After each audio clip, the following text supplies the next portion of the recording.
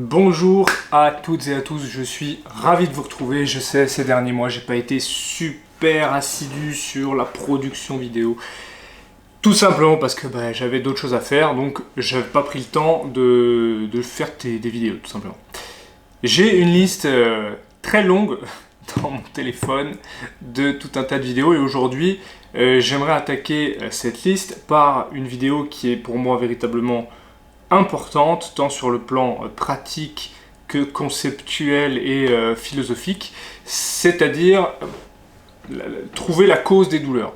C'est, on va dire, le concept de base, et c'est quelque chose qui est véritablement important à la fois en tant que patient et à la fois en tant que thérapeute, tout simplement parce qu'on va voir que c'est avant tout aussi une histoire de posture et de représentation et de qu'est-ce qu'on arrive à comprendre de la réalité du patient et en tout cas de nos croyances à nous en tant que thérapeute. Donc dans cette vidéo, je vais m'adresser à la fois aux thérapeutes, mais je vais également à la fois m'adresser aux patients.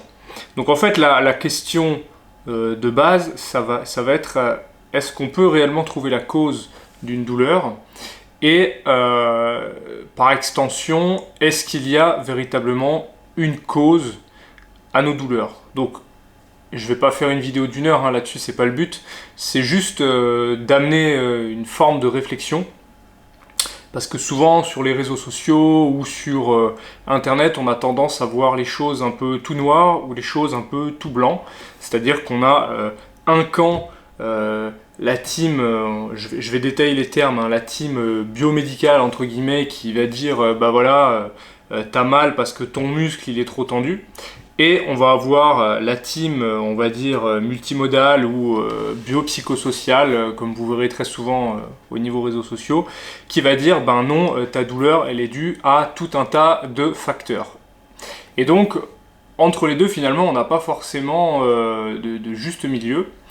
À savoir que oui, effectivement, il y a beaucoup de personnes chez qui la douleur va être multifactorielle, mais il y a peut-être aussi d'autres personnes chez qui, effectivement, il peut y avoir, je ne vais pas dire une seule raison, mais disons que il peut y avoir moins que ça, en tout cas, moins que tout un tas d'autres facteurs. Donc l'idée, ça va être de palabrer un petit peu, je vais palabrer un petit peu là-dessus, et on va reprendre un petit peu les différentes définitions. Donc, on va dire qu'il y a deux grandes façons de voir les choses. On va avoir une façon causale de voir la douleur, c'est-à-dire que la douleur va être engendrée par une structure ou par quelque chose qui fait que le système se met en défense et boum, ça fait mal. Et l'idée, ça va être de dire si j'enlève ou si je corrige ou si je rétablis un certain équilibre dans ce système-là, la douleur disparaît. On va avoir également une autre façon de voir les choses qui finalement n'est pas si éloignée de la première, mais qui va en fait ajouter tout un tas d'autres facteurs biologiques, donc la biomécanique, la physiologie, etc. Les facteurs psychologiques, donc tout ce qui va toucher à la psychologie, et donc le comportement, etc. Et tout ce qui va toucher à l'aspect social, donc biopsychosocial. Donc social, ça c'est les choses dont on va dire tout ce qui va entourer la personne, tout ce qui va entourer le mode de vie de la personne, son entourage, ses relations sociales, son travail, etc. etc. Je ne vais pas forcément détailler tout ce que vous verrez dans la littérature ou tout ce que vous verrez en tout cas dans la vulgarisation ou dans la pédagogie de cette approche-là, à savoir les drapeaux jaunes, les drapeaux noirs, les drapeaux bleus, les drapeaux verts, etc. C'est pas l'idée de cette vidéo. L'idée de cette vidéo, c'est vraiment de se demander est-ce que ça a un intérêt de chercher la cause ? Est-ce qu'il y a véritablement une cause ? Et qu'est-ce qu'on va faire si on interprète, ou quelle est l'interprétation justement de ce qu'on va trouver à l'intérieur de cette cause-là ? Et on va voir qu'il peut y avoir des biais d'attribution justement à propos de cette recherche de douleur-là. Donc, est-ce qu'il y a véritablement une cause ? Personnellement, je ne sais pas. On est sur des systèmes qui sont dits complexes, c'est-à-dire qu'en tant qu'être humain, il y a beaucoup de variables à prendre en compte, et je ne sais pas s'il y a véritablement une cause, parce qu'on comprend quand même relativement bien aujourd'hui le fonctionnement du système nerveux et le fonctionnement du corps humain et de l'humain en règle générale, mais il y a encore beaucoup de zones d'ombre, et il y a très peu de certitude quant à l'effet par exemple je ne vais pas dire d'une manipulation parce qu'on sait à peu près ce qui se passe, mais disons que l'enchevêtrement de tous ces facteurs font que ça rend l'analyse véritablement très complexe. Après, effectivement, il y a certainement ce qu'on appelle un manque de phénotypage dans les patients que l'on va recevoir. C'est-à-dire que par exemple, je prends le mal de dos. Le mal de dos, on va avoir traditionnellement, là actuellement dans la littérature, même s'il y a différents sous-groupes, il va y avoir ce qu'on appelle des lombalgies non spécifiques, c'est-à-dire des lombalgies qui ne sont pas spécifiques à une pathologie ou à quelque chose de potentiellement grave, et des lombalgies spécifiques et donc qui correspondent à ces fameuses choses graves. Je m'excuse par avance, hein, je vois qu'il y a le reflet, c'est parce que j'ai la vitre en face de moi, donc voilà. Le tout, ça va être de se dire, bon bah ok, dans les lombalgies spécifiques, c'est facile à phénotyper puisque ça correspond à des pathologies, donc dans ces lombalgies spécifiques, on va avoir des sous-groupes de lombalgies spécifiques. C'est-à-dire qu'on va avoir des lombalgies par exemple spécifiques à une infection au niveau discal, on va avoir des lombalgies spécifiques à une atteinte disco-neurologique, etc. Et par contre dans les lombalgies non spécifiques, il n'y a pas forcément ce phénotypage. Et donc on se retrouve avec des biais, nombreux biais dans beaucoup d'études actuellement, puisqu'on cherche en fait à comparer par exemple différentes interventions, notamment l'exercice, la thérapie manuelle, etc., sur ce qu'on a qualifié de lombalgie non spécifique. Donc, encore une fois, c'est une hypothèse que j'émets. Si on crée des sous-groupes un peu plus précis, est-ce qu'on n'aurait pas des résultats différents que juste sur de la lombalgie non spécifique? Donc, encore une fois, il faudrait établir des sous-groupes. Ça, c'est encore des choses à affiner, mais c'est des choses qui vont arriver, qui sont déjà en cours d'élaboration. Ensuite, si on prend la vision, on va dire un petit peu plus ostéopathique, puisque pour le coup c'est mon domaine, donc la vision ostéopathique, historiquement, en tout cas tel que ça a été transmis, compris et interprété, il y aurait ce qu'on appelle une lésion primaire. Donc là, on rentre clairement dans le modèle biomédical, c'est-à-dire qu'on a une dysfonction, donc c'est-à-dire quelque chose qui ne fonctionne pas forcément comme ça devrait, qui peut être structurel, donc qui peut correspondre à une altération de la mobilité, ou à une perturbation de la fonction, qui serait la manifestation d'un problème éventuel de la structure. Et donc, en normalisant cette structure, on aurait donc un rétablissement de la fonction et donc potentiellement récupération de la douleur avec éventuellement, ça dépend, un impact sur l'aspect cognitif également chez le patient. Alors effectivement, c'est des choses, en tout cas sur cette partie impact global qui se confirme. Après, sur la partie lésion primaire, on est clairement non seulement en manque de preuves, mais on sait que a priori, ce ne serait pas véritablement le truc le plus juste. Alors après, à décharge, est-ce que c'est pas aussi une erreur d'interprétation? Est-ce que c'est pas aussi une erreur de traduction dans certains bouquins? Parce que si on reprend par exemple les écrits de Steele, Steele mettait très peu l'accent sur par exemple l'aspect technique.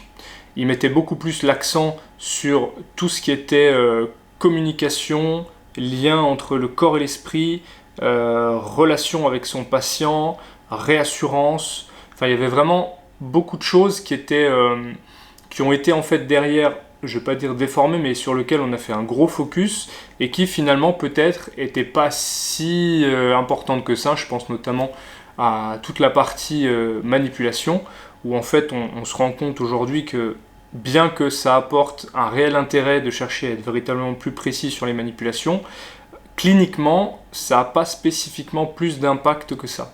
Encore une fois, c'est sur des grands groupes, il n'y a pas de sous-groupe, il n'y a pas de phénotypage, donc ça nécessiterait encore de l'exploration et il n'y a pas de consensus là-dessus.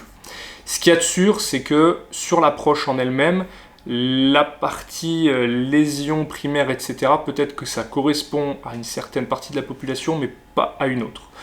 Par exemple, si on prend des personnes qui souffrent de douleurs persistantes, de douleurs chroniques, là, clairement, on sait qu'il y a pool multifactoriel qui va venir perturber l'encodage, l'intégration et la sensibilisation et la façon dont les gens vont ressentir la douleur. Donc là, pour le coup, il y a vraiment plusieurs facteurs qui rentrent en jeu.